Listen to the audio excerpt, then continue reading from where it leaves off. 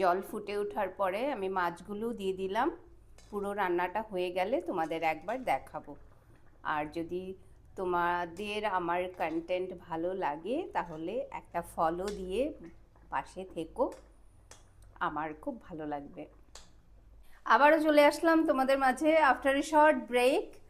তো মোটামুটি ভালো এখন। আর thanks to all of you for all your love and concern, যে এত এত গুড উইশেস দিয়েছো, that means a lot really. আর এখন ভালোই আছি, বাট ডক্টর অবজারভেশনে আছি। বয়েল ফুড খেতে বলেছে।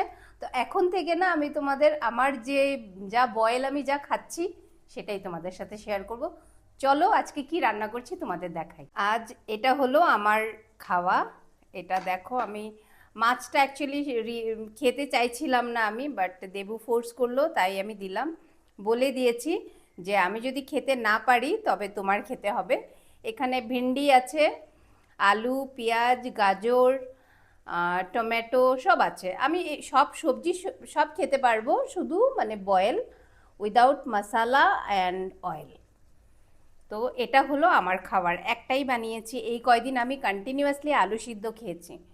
আর এটা ফিশ ফ্রাই করে রেখেছি, মাছ, পাবদা মাছ।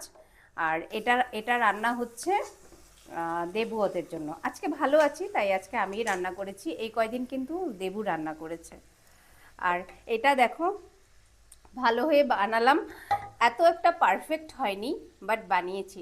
অনেকগুলো মিষ্টি আলু ছিল, সেটা দিয়ে গোলাপ জামুন বানাতে চেয়েছিলাম অ্যাকচুয়ালি, কিন্তু আমার মনে হয় বাইন্ডিংসে কিছু একটা প্রবলেম হয়েছে, সেজন্য একটু নরম হয়ে গেছে। তবে খারাপ হয়নি খেতে, দেবু খেয়ে বলল ভালোই হয়েছে। আর আরও একটা কথা, আমি আগে তো একটা মাইক নিয়েছিলাম, তো সেটা নষ্ট হয়ে গেছিলো। তো এইটা একটা গ্রিনারোর মাইক আছে যেটা আমি ইউজ করছি আর ভালোও পাচ্ছি।